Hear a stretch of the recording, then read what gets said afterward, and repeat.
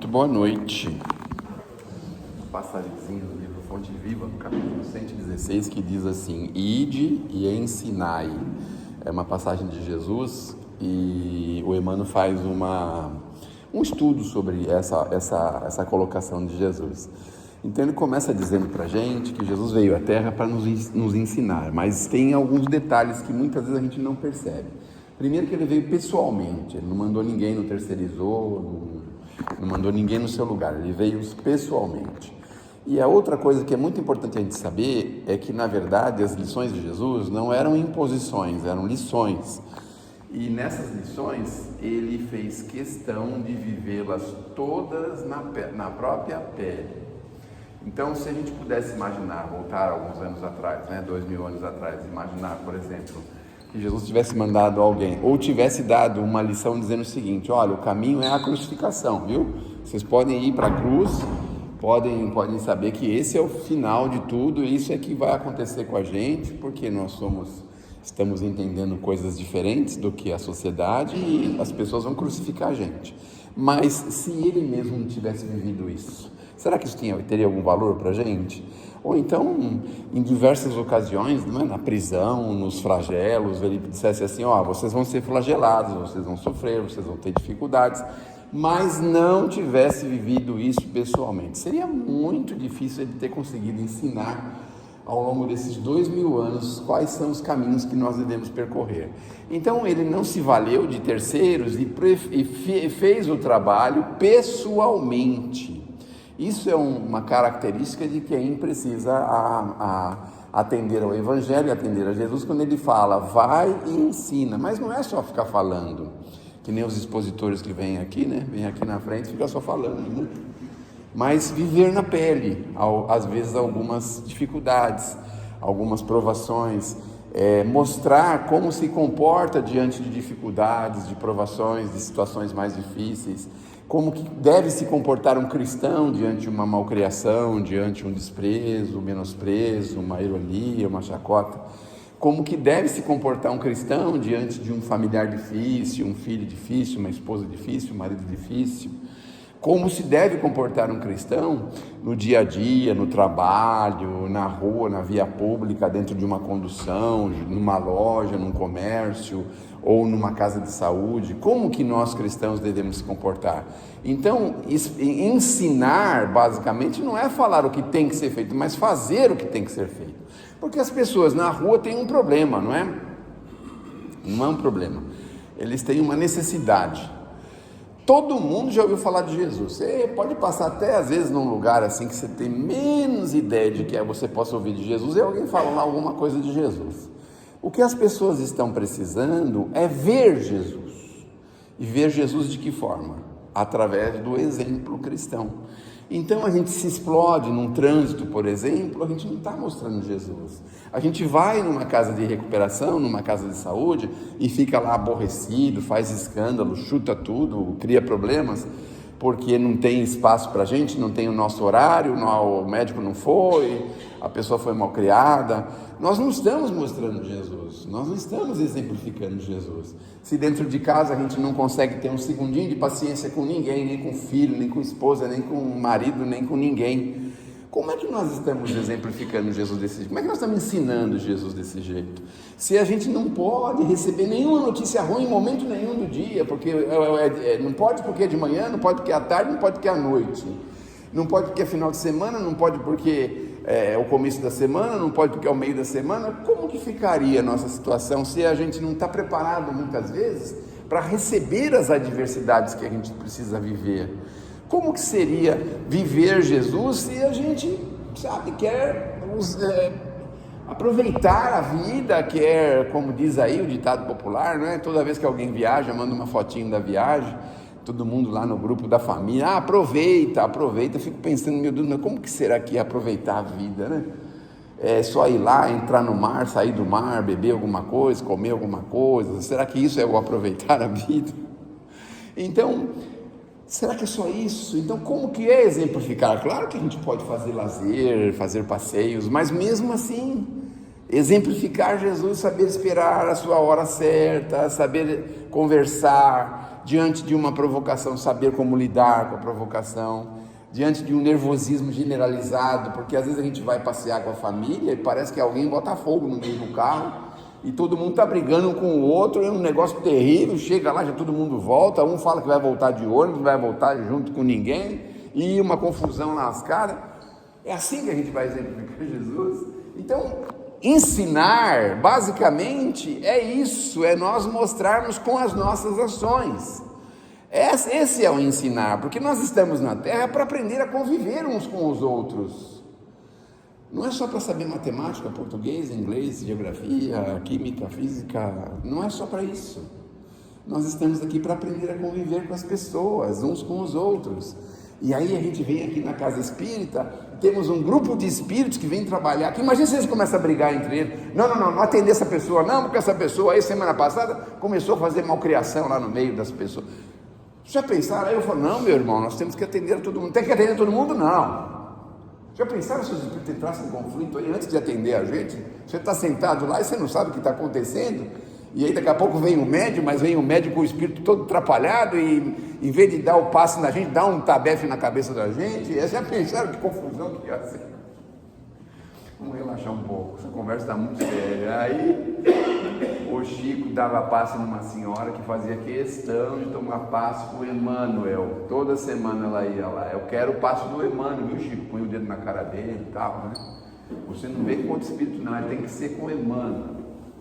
Aí o Emmanuel dava o passe nela toda semana, toda semana. Tem alguém que me pedia o passe exclusivo do Napoleão? Só aceita se for do Napoleão, né? Bom, aí o Emmanuel falou, Chico, aconteceu um problema, vou ter que me ausentar alguns meses. Sabe aquela senhora que vem tomar o passe? Eu convidei um amigo meu para vir no meu lugar, então ele vai dar o passe no meu lugar. Ah, e quem é ele? Aí trouxe lá, era um índio enorme assim, aqueles cocaras, assim, era um índio. Vai dar o passe nela. Então ela falou assim, olha, meu irmão, o Emmanuel teve que se ausentar, mas ele trouxe um amigo para ficar no lugar dele. Então vai dar o passe na senhora. Pois não, sentou lá e o índio começou pá na cabeça dela, pá nas costas dela, nos braços, nas pernas, dava soco nas pernas dela, levantava ela da cadeira, baixava ela da cadeira.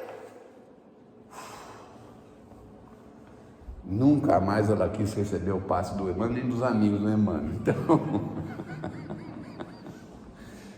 a gente precisa aprender a se comportar. Para isso que nós estamos aqui. O grupo espiritual que vem aqui tem que estar em harmonia.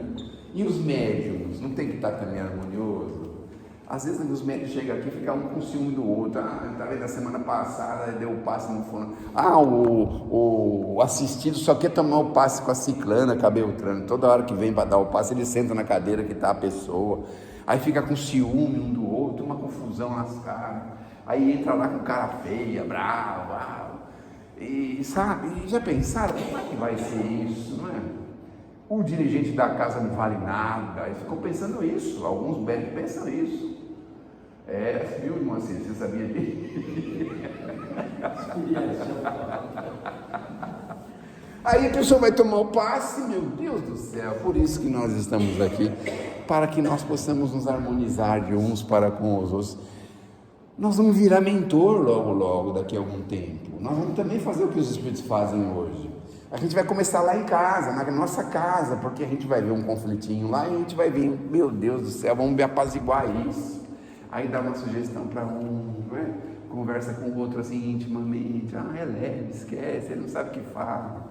Ele sempre fez isso, você nunca reparou? Aí a gente vai harmonizar a nossa casa, vai fazendo o curso de mentor, né? Tem um curso de mentor em casa, que a gente já pode fazer até encarnado também. Porque aí quando chega em casa, vem lá um conflito, aí você vê se vai falar alguma coisa, se é melhor ficar quieto, esperar um momento mais oportuno. É curso de mentor que nós estamos fazendo. Então nós vamos também viver. E é para isso que nós estamos aqui, porque o que a gente pensa que vai viver sozinho num planeta. Parece que teve um camarada aqui que queria conquistar o mundo, dominar o mundo inteirinho. Aí parece que a espiritualidade falou, você quer um planeta só para você? Pôs ele no planeta sozinho lá, está sozinho. E aí? Será que é isso que a gente quer? É claro que não. A gente gosta de ver as pessoas, de harmonizar-se com as pessoas. Parece que não, mas a gente gosta. Gosta de ver pessoas queridas que a gente gosta, que a gente ama. A gente gosta disso. A gente vai, às vezes, numa comemoração, buscar isso. A gente chama as pessoas para a nossa casa por causa disso. Então, como que a gente pode exemplificar o Cristo se a gente está assim, turbulentamente vivendo? Vive um esganagar, sempre nervoso, sempre irritado, sempre chateado, sempre brigando com as pessoas. Vai pegar o ônibus e falar: esse lugar é meu. Tem gente que entra no ônibus e já fala assim com as pessoas, né? Coitado, o jovenzinho está lá, está cansado, 7 horas da manhã, né? Vai para o trabalho, já está cansado, né? E a gente vive assim. Vai no banco, já arruma confusão lá com o caixa, porque fez coisa que não devia, fez coisa errada, sei lá, deu o troco errado. Enfim, a gente vive assim, um tumulto, a vida da gente é um peso, amarga, terrível, pesada. O filho não liga pra gente, a gente liga para ele. Não ligou até agora por quê? O que você está escondendo de mim? Não, mãe, eu costumo ligar às 7, são 6h05, mãe, já ia ligar daqui a pouco, calma. Agora com essas redes sociais, a gente pode exemplificar o Cristo dessa forma, saber, às vezes a gente fala alguma coisa, a pessoa não responde, manda assim uns negocinhos assim, né? Então você se conforma, tá tudo bem, né? E a gente não tem que ficar aborrecido com as pessoas por isso. No grupo da família, quando a pessoa faz chacota com o nosso time e tudo, a gente também, sabe, exemplifica o Cristo aí nessa hora. É o momento, né? Mas normalmente qual é a nossa iniciativa? Bloquear, sair, né? Escapar do grupo, sei lá. A gente sempre tem essas coisas assim, quer se isolar das pessoas e das coisas. Imagine se Jesus quisesse se isolar da gente. Imagine um negócio desse. Ele tinha muita chance de fazer isso, né? Tinha muita chance de fazer muita coisa, mas ele preferiu estar junto, apesar de todos os problemas que ele viveu. Trouxe pessoas difíceis de convívio. Olha lá quem era o Pedro. O Pedro era um camarada explosivo, terrível.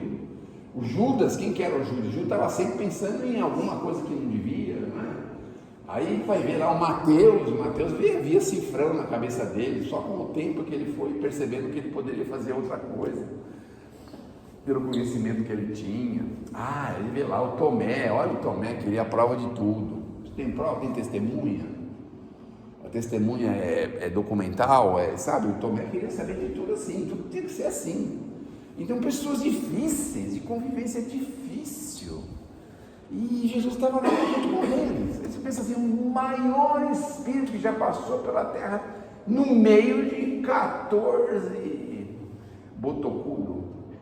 Botocudo é uma tribo de índio. No meio de 12, 13, 14 botocudo lá, um monte de gente, todo o pessoal atrapalhado, difícil, complicado. E a gente, por qualquer motivinho, já quer sair, pedir as contas, o patrão me humilhou, a pedir as contas, o colega me falou que eu cheguei atrasado, vou pedir as contas. Aí eu quero ver como é que essa empresa vai sobreviver sem mim. Olha como é que a gente é modesto, né? Aí a gente vai no banco, aí o banco faz alguma coisa que a gente não gosta, eu vou fechar minha conta nesse banco, o banco vai falir. Uma vez eu tive essa vontade, falei lá para o moço do Bradesco, mas falou: você vai fechar, não tem problema, a gente tem mais 100 milhões de conta, pode fechar a sua, não tem problema. Então vejam como que o orgulho está acima de nós. Alguém nos atende mal, a gente já quer ver para quem que vai reclamar, se é para o dono, se vai fazer uma carta, vai mandar um telefonema.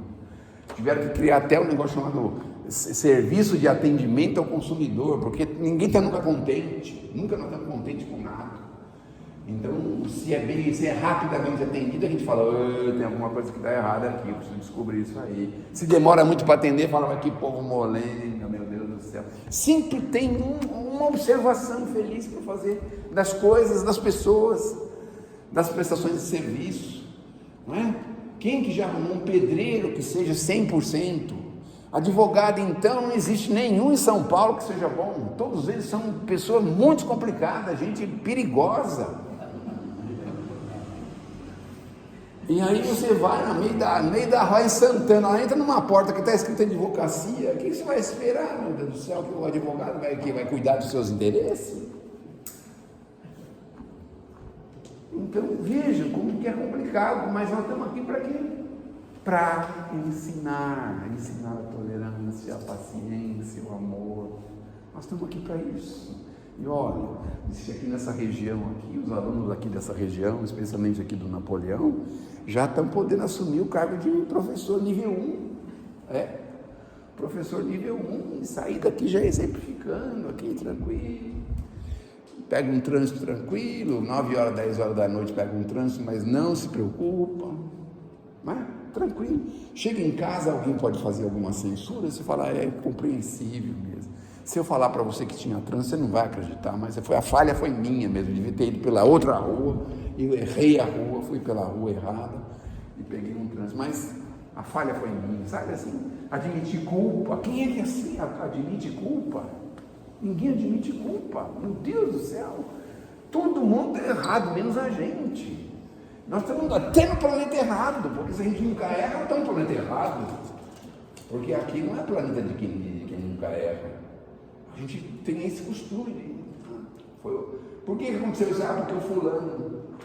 Por que você esqueceu? Porque você não me lembrou. Bota a culpa com o outro, meu Deus do céu, até o esquecimento agora. Essa aí é boa para nós que tem 18 anos, né? Mais de 18, né, Moacir? Os nossos esquecimentos, a gente fala, você que não me lembrou, né? A culpa é sua. Você não trouxe o pedido médico para fazer o exame, mas você não me lembrou? Olha como é que nós fazemos.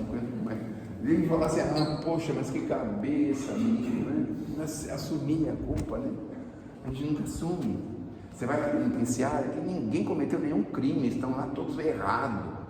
Tem 4.000 pessoas lá que estão vivendo ali um drama, porque ninguém cometeu nenhum crime ali, meu Deus do céu. Como é que pode a gente chegar no ponto desse?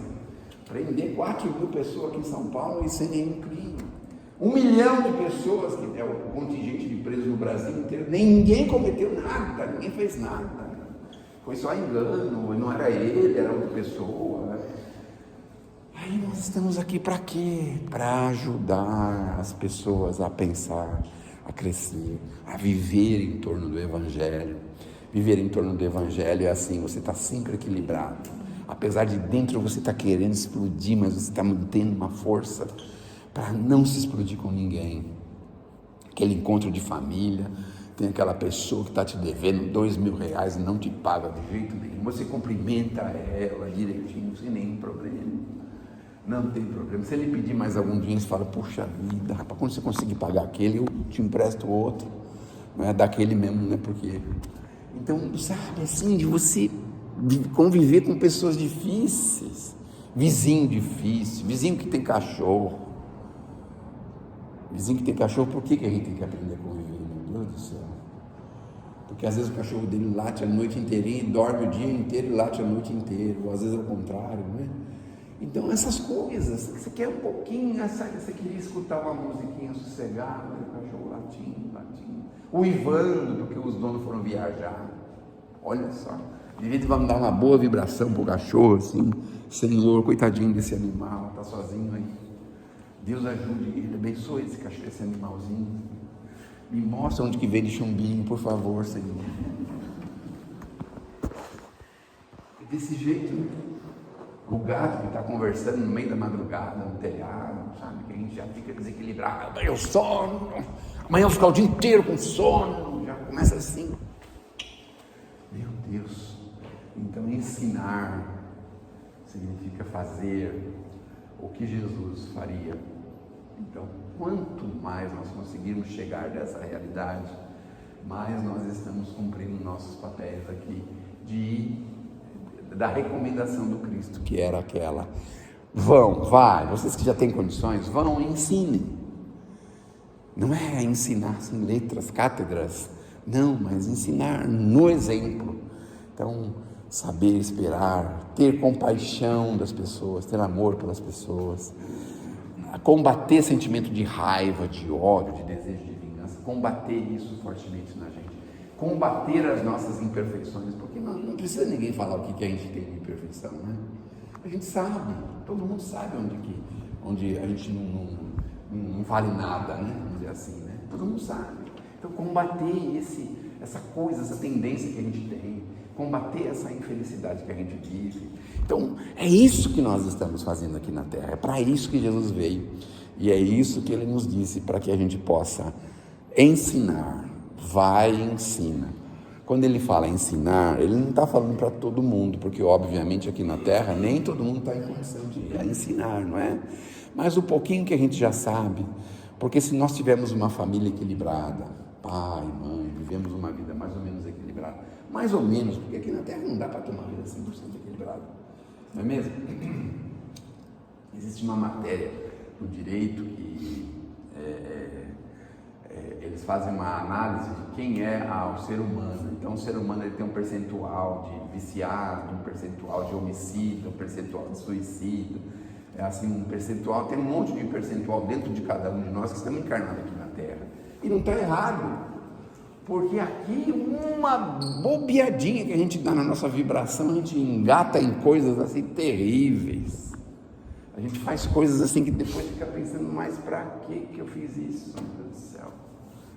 Outro dia eu encontrei um senhor lá na Praça da República, uns olhos escuros assim, preto, o rosto todo preto, era o rosto dele todinho com essas tatuagens, e inclusive eu falei, o que você fez no olho? Ele falou, eu fiz uma tatuagem dentro do olho, colocou um líquido preto no olho, não sei o que é que esse pessoal faz. Então vejam só, se a gente sabe engatar numa vida passada, por exemplo, que tem gente que engata na vida passada, né? E, nossa, começa a viver um desequilíbrio. Então, para a gente se sustentar na fé, é por isso que a gente precisa da casa religiosa, porque aqui pelo menos uma vez por semana a gente vem aqui e desentorta um pouco a gente, porque na semana é que nem uma suspensão que tá desnivelada, né? Então a gente vai andando com o carro vai indo sozinho, você tem que ficar segurando assim para ele não ir errado. Então a gente vem aqui, os espíritos fazem isso, eles dão uma arrumada, né? Como é que fala? Vê a cambagem, vê também essas coisas da nossa suspensão, porque quando a gente menos espera, nós estamos fazendo assim, ó, estamos virando, desviando. Aí a gente vem aqui uma vez por semana, toma um passo, dá um alívio, acorda, porque na maioria das vezes a gente está vivendo um sono profundo, acorda, meu Deus do céu, mas que ideia é essa? Para que isso? A gente acorda. Aí passa 2, 3 dias, a gente começa a dormir de novo. Não, mas eu tenho que continuar com aquela ideia, aquilo lá estava certo, tem que continuar. Aí passa uma semana, volta aqui e acorda outra vez. Meu Deus, mas que ideia é essa? Ideia fixa. Sabe ideia fixa? É um carro está torto, suspensão, a longarina está torta. Lembra da longarina? Então, que Deus nos abençoe, que Jesus nos ilumine, e que a gente possa estar cada vez mais preparados para ensinar. E se a gente está querendo entortar, não deixem de vir, viu gente? Aqui mesmo a contragosto, para a gente pôr a suspensão no lugar por mais uma semana, tá bom? Muito obrigado pela atenção.